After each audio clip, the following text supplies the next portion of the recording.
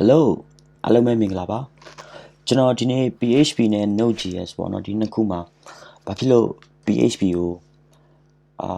PHP ကိုပဲဆွဲလန်းနေတာလဲ PHP နဲ့ပဲရေးပြနေတာလဲအဲ့ဒီအကြောင်းလေးကိုကျွန်တော်နည်းနည်းပြောပြမယ်ပေါ့နော်ဒီဟာကကျွန်တော်ရဲ့ personally ကျွန်တော်ရဲ့အခြေအနေတွေ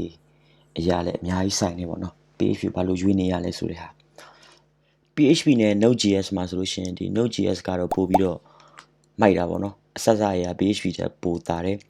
ဒါပေမဲ့ကျွန်တော်ကဒီ PHP ကိုပဲဘာဖြစ်လို့အများရန်သုံးနေရလဲဆိုတော့ပထမဆုံးတစ်ချက်ကဒီ Laravel framework ကြောင့်ပါ Laravel framework ကတအားမြန်တယ်ဆိုတာသူ့ရဲ့ performance ကိုပြောတာမဟုတ်ဘူးပေါ့နော် performance ဆိုတာလည်း Node.js နဲ့ရှင်းတဲ့ performance ကိုပြောတာမဟုတ်ဘူး sorry Laravel ကပိုမြန်တယ်ဆိုတာကျွန်တော် development လုပ်ရတဲ့အခါမှာတအားမြန်တာကိုပြောတာပေါ့နော်ဥပမာကျွန်တော် media website ပေါ့နော်သတင်းလို့ website မျိုးကျွန်တော်ရေးမယ်ထားပါတော့ကျွန်တော်အချိန်2ပတ်လောက်ယူပြီးတော့ရေးရမယ်ဆိုလို့ရှိရင်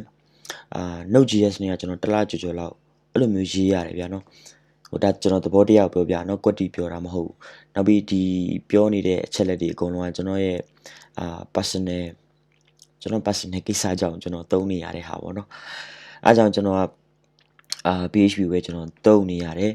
ပြီးရင်ဒီ Node.js မှာကျတော့ Adonis လိုဟာမျိုးရှိတယ်ဆိုပေမဲ့လူသုံးတာတော်တော်လေးနည်းသေးတယ်ပေါ့နော် popular ဖြစ်တာတအားနည်းတယ်အများစုကဒီ Node.js အတွက်ဆိုလို့ရှိရင် Express.js ကိုပဲသုံးနေကြတာများသလိုပဲပေါ့နော်ဒါတွေကကျွန်တော်ဒီ NPM ဘွားတွေမှာdata analytics တွေရှိတယ်ဗျဘယ်လောက် weekly download ဘယ်လောက်ဖြစ်နေလဲဗာလဲသွားပြီးကြည့်လိုက်လို့ရှင်ဒါအသိတာတယ်ပြီးရင် GitHub ကတွေရောပေါ့နော် star တွေရောနော်အဲ့ဒါတွေသွားပြီးတော့တခြားလိုက်ကြည့်လိုက်လို့ရှင်ဒါတအားသိတာတယ်ပေါ့နော်ဘယ်ဟာdownload လုပ်နေတာတအားများနေလဲဆိုတော့သုံးနေတာတအားများလဲဆိုတာပေါ့နော်အဲ့ပေါ်မှာကျွန်တော်သွားကြည့်လို့ရတယ်ပေါ့နော်ဒုတိယတစ်ချက်ကတော့ကျွန်တော်ကကုမ္ပဏီတွေမှာမလုပ်တာကြာပြီပေါ့နော်ကျွန်တော် freelance ပဲလုပ်နေတာများတယ်အဲ့တော့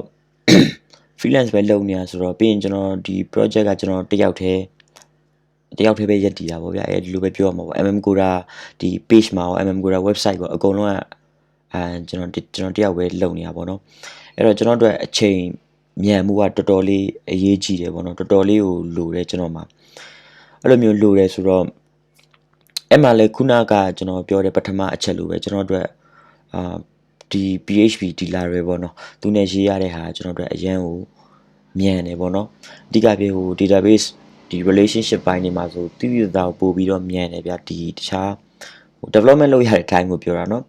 performance ကိုကျွန်တော်ပြောနေရမှာမဟုတ်ဘူးเนาะ development လုပ်ရတဲ့အချိန်ကကျွန်တော်တို့တော်တော်လေးမြန်တယ်အရေးကြီးတယ်အဲဒါကြောင့်ကျွန်တော်လက်လွတ်လို့မရသေးဘူးပေါ့เนาะကျွန်တော် freelance လုပ်နေတဲ့ဒီကာလမှာဒီ PHP လာတယ်ပေါ့เนาะဒီဟာကိုကျွန်တော်လက်လွတ်ဖို့တော်တော်လေးကိုမလွယ်ဘူးဗျာเนาะနောက်တစ်ချက်ကဒီ Laravel မှာရှိနေတဲ့ဒီ official ready made လုပ်ထားတဲ့ package တွေပေါ့เนาะဒီ package တွေကြောင့်ပေါ့เนาะဥပမာ socialite တို့ passport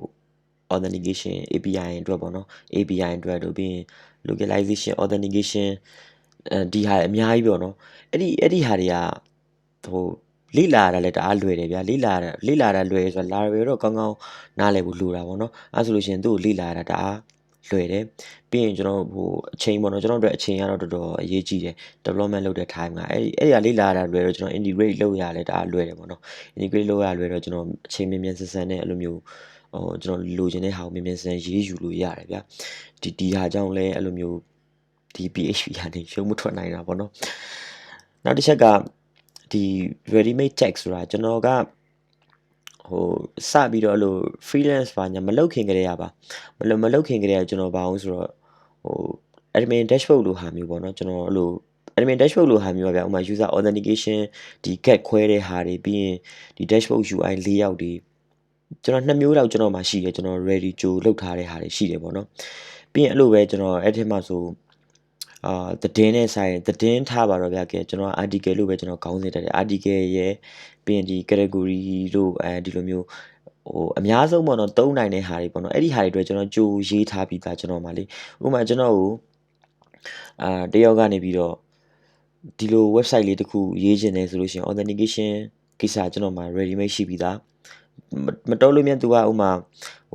e-commerce လိုဟာမျိုးရေးချင်တယ်ဆိုလို့ရှိရင်လည်းကျွန်တော်မှာအဲ့ဒါတွေ ready made ကျွန်တော်မှာရေးပြီးသားရှိပြီးသားဗျာအဲ့ဒီဟာလေးเนาะရေးထားတာရှိပြီးသား ရှိပြီးသားဆိုတော့ခုနလိုကျွန်တော်တို့ကျွန်တော်အချိန်မြန်အောင်တော့တော်တော်လုပ်ယူပါဗောနော်အဲ့လိုမျိုးရှိပြီးသားဆိုတော့တကယ်လို့များ Node.js နဲ့သွားမယ်ဆိုလို့ရှိရင်ကျွန်တော်အဲ့အတွက်တော်တော်လေးကျွန်တော်ပြန်ပြီးတော့ပြင်ဆင်ရမှာဗောနော်အဲ့ဒီဟာကြောင့်လဲဒါတစ်ချက်ဗောနော်နောက်တစ်ချက်ကကျွန်တော် mature community ဆိုတာတခုခုပြအဲ့လိုဟိုဒီမှာလေးကျွန်တော်တခုပေါ့နော်ဒါကတော့ကျွန်တော်ရဲ့ခံယူချက်ပါလူတိုင်းကအကုန်လုံးမလုံနိုင်ဘူးဗျာသိလားလူတိုင်းဟိုမှာတယောက်ကနေပြီးတော့အခုလက်ရှိအနေထားပေါ့နော်ကျွန်တော်တို့သာလာပြီးတော့ရောဒီလိုမျိုးဟို web ပေါ်ကနေပြီးတော့ game ဟိုဟာတခုငါ့ကိုရေးပြီးငါတော့သိန်းဘယ်လောက်ပေးမယ်ပါညာဆိုကျွန်တော်မရေးတော့ဘူးဘာဖြစ်လို့လဲဆိုတော့ကျွန်တော်နယ်ပယ်မဟုတ်ဘူးဗျာကျွန်တော်မရေးတတ်ဘူးတကယ်ဟိုမရမကလိုက်ပြီးလေ့လာပြီးရေးလို့တော့ရပါဘောနော်ဟိုဆိုလိုတာကတော့ပြောချင်တာပေါ့ဆိုတော့လူတိုင်းကမဖြစ်နိုင်ဘူးဆိုတဲ့ဟာရှိတယ်မရဘူးဆိုတဲ့ဟာရှိတယ်ဒါကိုလက်ခံမှရမယ်ဗျာနော်အဲ့အချိန်မှာဟိုကျွန်တော်တို့ရဲ့နေ့စဉ် development stack ဒီမှာတော့မှကျွန်တော်တို့မှ error နဲ့ပါတဲ့ညာနဲ့ဖြစ်နေရဗျာနော်အဲ့လိုဖြစ်နေရဆိုတော့မရဘူးဆိုတာရှိတယ်ဒါကိုလည်းလက်ခံမှရမယ်ပေါ့နော် okay လက်ခံတာမခံတာတော့အတင်းတော့မပြောချင်ပါဘူးဒါပေမဲ့ကျွန်တော်ရဲ့ဒါခံယူချက်ပေါ့နော်မရဘူးဆိုတာရှိတယ်ဟိုမှာ